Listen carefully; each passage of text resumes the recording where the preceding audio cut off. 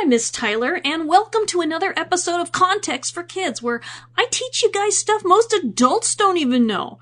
If this is your first time hearing, or if you've missed anything, you can find all the episodes archived at contextforkids.podbean.com, which has them downloadable, or at contextforkids.com, where I have transcripts for readers, or on my Context for Kids YouTube channel. Now, I always tell you guys that the people in the Bible aren't perfect, except for Jesus. And last week, wow, Noah really handled being humiliated in a bad way. No matter what Ham, his youngest son, did, and no matter how embarrassing it was wrong of Noah to curse his innocent grandson, who probably wasn't even all that old yet. But he isn't the only person in the world that take out his anger on totally the wrong person. And God himself even talks about the importance of not doing that in Ezekiel. If someone, or you or I, does something terrible, then we're the ones who ought to have consequences and not somebody else, right? If someone steals your bike, do you want their little brother or sister to get punished? Of course not. That wouldn't be fair or right. But sometimes we do things like that, and we'll be talking today about what we can learn from Noah's big mistake.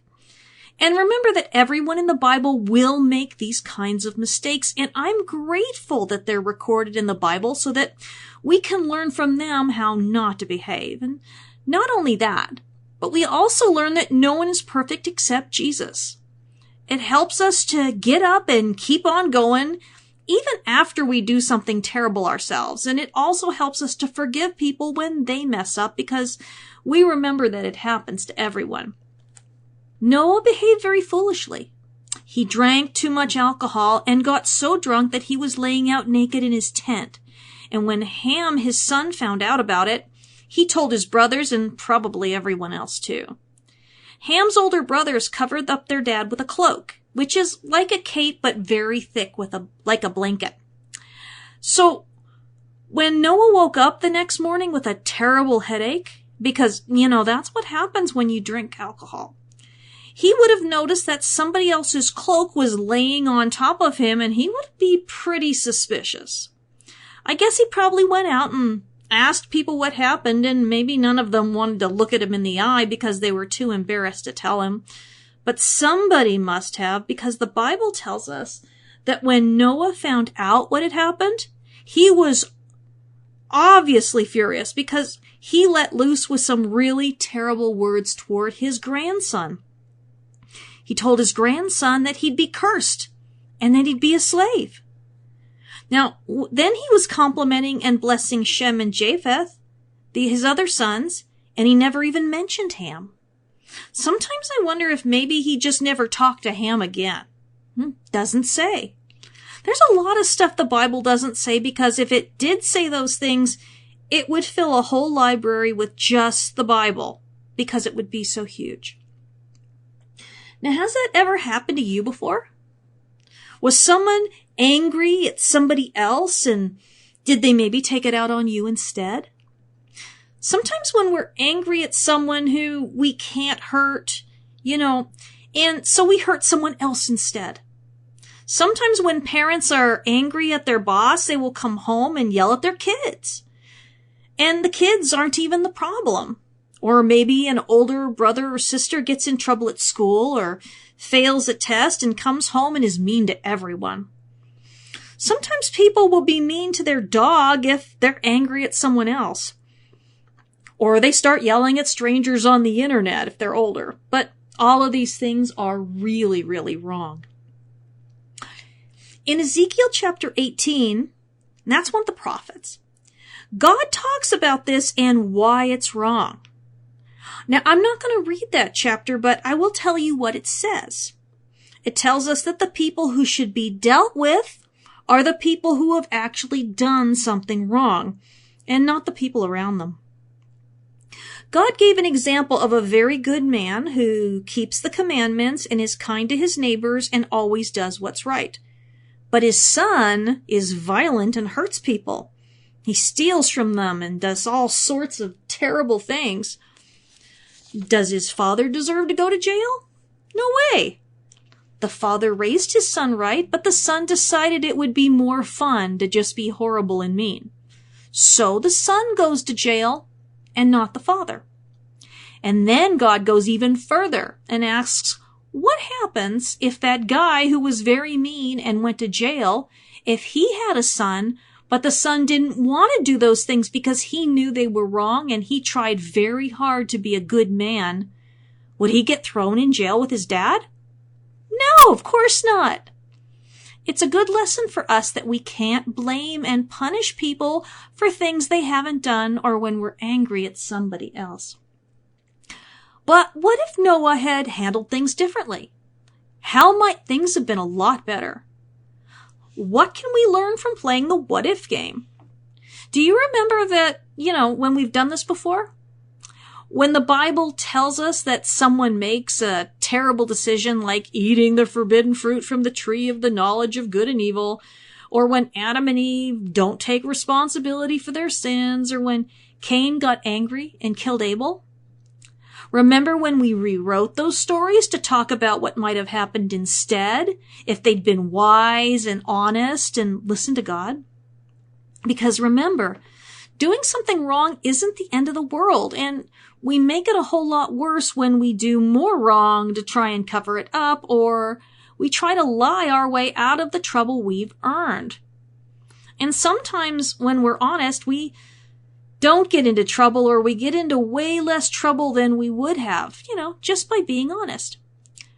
People like it when we're honest because they know that they can trust us when we make mistakes. Everyone makes mistakes, but not everyone is trustworthy enough to admit it and try to make things right again. Now, what was Noah's first mistake? Well, that one is easy. He got drunk. So drunk that he fell asleep naked for the world to see because maybe he didn't even close the door to the tent.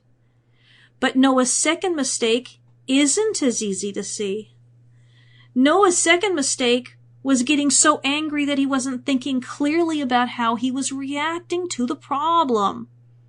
Have you ever heard the word overreacting?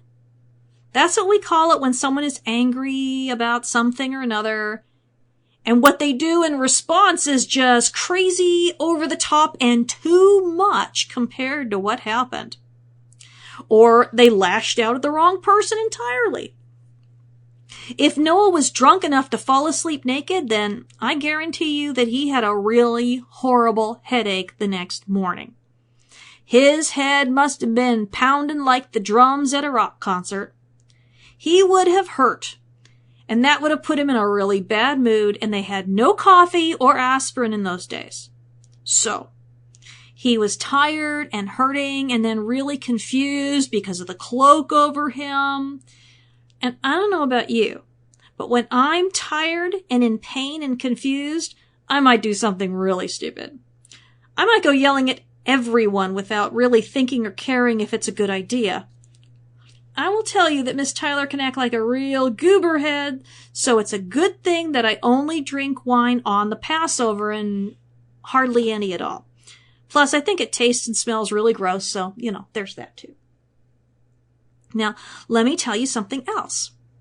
When I feel that way, sometimes I don't even care that I could be entirely wrong because I'm just in a bad mood. Isn't that just awful?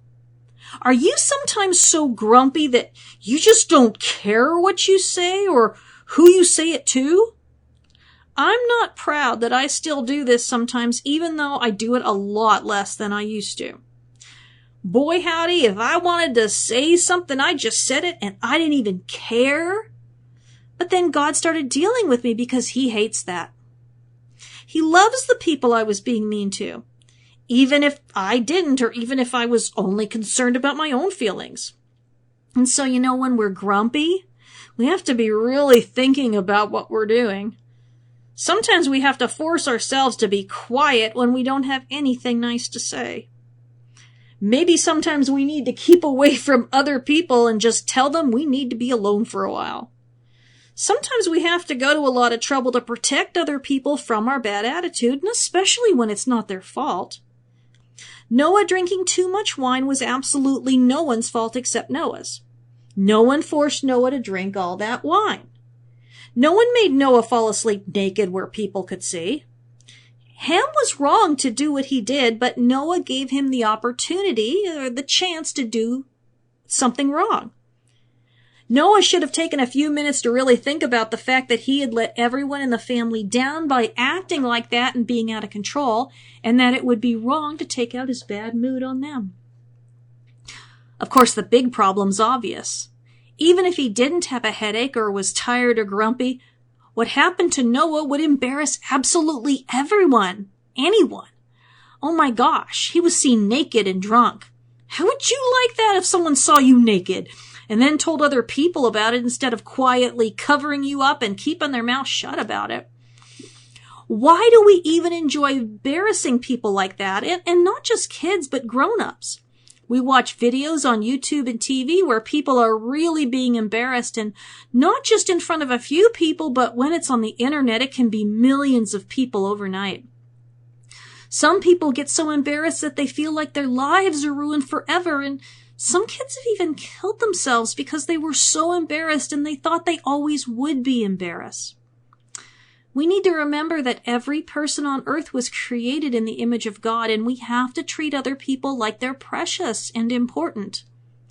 Noah had a similar problem because everyone in the whole world probably knew what had happened because Ham blabbed and made him look very foolish and untrustworthy. Because Noah was the leader of the whole family, it was even worse.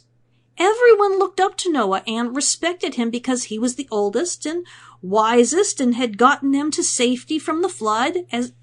God talked to him. I mean, wow, right? Wouldn't you think that Noah was pretty awesome? But suddenly now, Noah seems like just a normal person who's really lucky there were no cell phones, because Ham probably would have made a video and put it on Twitter. So Noah went from being the top dog to being the most embarrassed and humiliated person in his family. And that would have been terrible. And I think that's exactly what Ham wanted. I think his father wanted to be so ashamed that he couldn't be in charge anymore, so that no one would want him for a leader. We sure don't know why for sure Ham did what he did. We just know it was wrong and cruel, and that it hurt his relationship with his father and his brothers, and probably with his son too if he was old enough. Nowadays, someone who is humble, who, doesn't think too highly of themselves, might have the same thing happen and just laugh and throw up their hands in the air and say, well, that was sure stupid of me. I can't even believe I did that. No way is that ever going to happen again. I've learned my lesson, and I hope you've all learned that no one wants this to happen to them. And then maybe everyone else would laugh and everyone would feel comfortable around Noah again. And maybe they'd just see him as another normal person, but one who had done amazing things. But Noah didn't do that. Noah lashed out and hurt someone who hadn't done anything wrong at all. Maybe it was because he didn't even know where to begin with Ham, because Ham had caught him doing something foolish and reckless. Probably he was too embarrassed to even look at Ham or talk to him, and maybe he figured that it was entirely his fault in the first place that he'd been laying there drunk and naked, and maybe he felt a little bit guilty. We don't know, and we may never know. I know some people say that they'll ask God when we see him, but I don't actually think we'll care about any of these questions anymore. I mean, why would we, right? And why would we care about a bunch of people who died thousands of years ago who we don't even know? And if we meet Noah, I don't think it would be very polite to ask him about it. People want to forget the embarrassing things in their lives, not answer questions about it from total strangers. I'm glad that there aren't chapters in the Bible about me. Anyway, so this is one of the reasons why Jesus tells us to be very humble and not exalt ourselves. Now, what do those words mean? Well, to exalt ourselves is to decide that we are very important, more important than other people.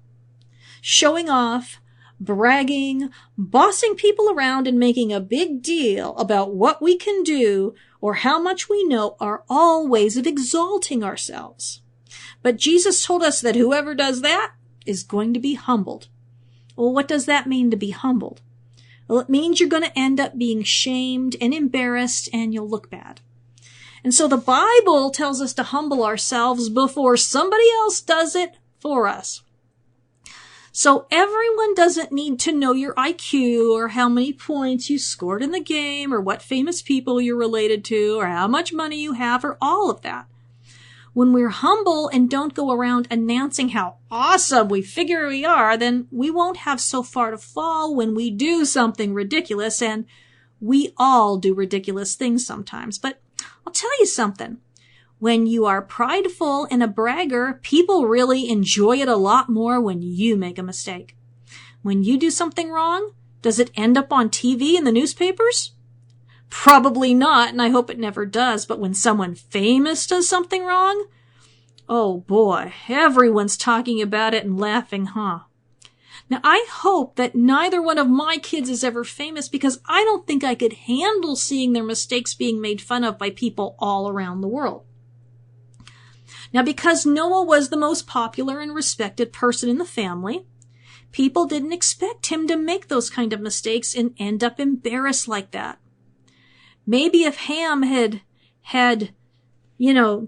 too much to drink and had ended up naked and passed out, everyone would have just rolled their eyes and said, "Oh my gosh, what did he do this time?" But when everyone thinks really highly of you, they're more disappointed too, and it's way more embarrassing if you aren't already a super humble person who can just apologize and laugh at your mistakes.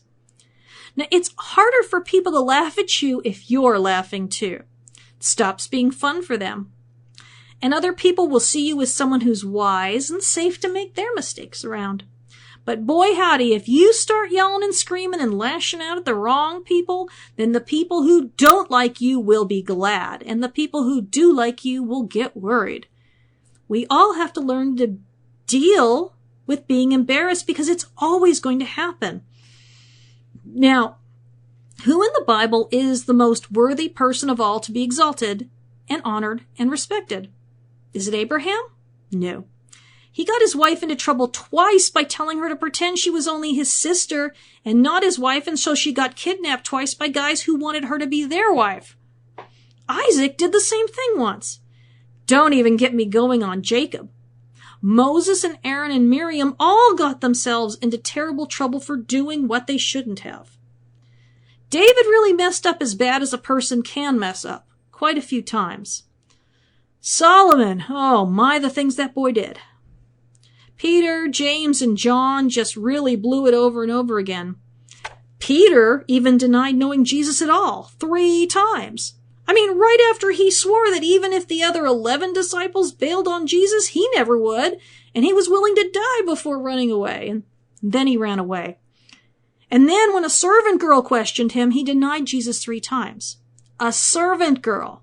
Pretty embarrassing, not like she was a Roman centurion or anything with armor and a sword. But there was somebody who was humiliated and embarrassed and shamed more than anyone else ever was in the history of all the world, and that's Jesus. Jesus, who never did anything wrong. Noah was angry that Ham had made fun of him to everyone by pointing out that he was drunk and naked, and Noah took it out on his grandson. But Jesus, he didn't do anything wrong. He was arrested without committing any sin or crime, and they tied him up and put a blindfold on him and ripped at his beard and punched him and slapped him and spit in his face and made fun of him. And then they took him to the Romans, and the Romans took all his clothes off and beat him with whips with metal tips while people watched. And they dressed him up as a king and beat him on the head with rods and pushed a crown made of long, sharp thorns on his head and made fun of him again. Then they sent him to be nailed to the cross. He had to take a big, heavy beam of wood through the streets, and people made fun of him. And he was so weak from being beaten that they had to get someone else to carry it for him. When they got him to where they were going to kill him, they took off all his clothes again and made him hang in front of a lot of people naked. And they were so mean to him, telling him that if he was really so great, he could come down from there and save himself. Now, how did Jesus respond to how horrible they were treating him? He was the Son of God, so he could call out and make the angels of heaven come down and rescue him. And they could kill anyone who was making fun of him. That would show them. No one would ever make fun of Jesus again. Jesus didn't just have a bad headache like Noah. His whole body hurt, and he was bleeding. Jesus wasn't tired from drinking too much alcohol. He was tired because he hadn't slept in over a day. He wasn't just embarrassed in front of his family for being naked like Noah. Jesus was naked because they took his clothes away and nailed him to the cross, and they were yelling insults and being horrible. Noah didn't have to deal with any of that. If Jesus wanted to, he could have had them all killed. No one would have even blamed him for doing it because those people were really asking for it. Jesus didn't say anything to them. He didn't threaten them. He didn't tell them that they'd be sorry when he rose from the dead. He didn't insult them the way they were insulting him. Do you think you would have yelled back and said, "Just wait, God's going to strike you dead for this"? I think I would have a hard time being quiet and kind. Have you heard of the fruit of the Spirit? Paul talks about them in Galatians 5. As we become more and more like Jesus, we become more loving, joyful, peaceful, meaning we don't pick fights, patient, kind, good, trusting and trustworthy, gentle, and self-controlled. Well, think of how many of those things Jesus had to be while he was sadder than he had ever been in his life and hurting more than we can even imagine. He could have called down fire from heaven on them all, but he had perfect self-control, so he didn't. He's called the Prince of Peace, and so he didn't go to war against them. He was too gentle and kind to shout terrible things at the crowd. He could have called angels to rescue him, but he was patient and trusted God that this was the way to save the world. I would have shouted for those angels and called down fire from heaven, and I would have been really angry. And that's why God still has a lot of work to do before I can be anything like Jesus. Now, Jesus showed us how to be perfect. And some people will say, he overturned the tables in the temple and he used a whip. Yeah, but he didn't hurt anyone when he did that. He was fulfilling prophecies that were about him. That's why he didn't do it all the time. There was a time and a place for him, and only him, to come to the temple and judge what was going on there. And there was a time when he said, "Woe!" to the Pharisees and called them hypocrites, which means they were pretenders. But Jesus also really loved them, and I think he was sad because of how they were missing the point of the commandments. And a great many of them believed Jesus after he rose from the dead. And one of the biggest reasons they believed was because of something Jesus said on the cross. He said, "Father, forgive them because they don't know what they're doing." Yes, he was harsh on that one day, but he was also willing to die for them and to forgive them for everything they had done. And, that's just amazing. Noah cursed his innocent grandson and never seems to have taken it back, just because he was embarrassed. And Jesus was way more embarrassed. And not only didn't he curse anyone, but he forgave the people who actually were guilty. We can be really impressed with how obedient Noah was. Amazingly obedient, and we should be impressed. He's a great example for us to do what God tells us even when it seems crazy. But he isn't a good example of how to handle embarrassing situations, and especially ones that we bring on ourselves by acting foolishly. We can't love our reputations more than we love people, or it'll get us in big trouble. Imagine if Noah had taken Ham aside to talk to him about what he'd done and asked him why he did it. Maybe Noah could have fixed whatever was broken that made Ham think it was a good idea to do that to him in the first place. We'll never know because Noah fell far short of the example that we have in Jesus. I love you. I'm praying for you. And I hope you have a wonderful time this week studying the Bible with the people who love you. We'll see you next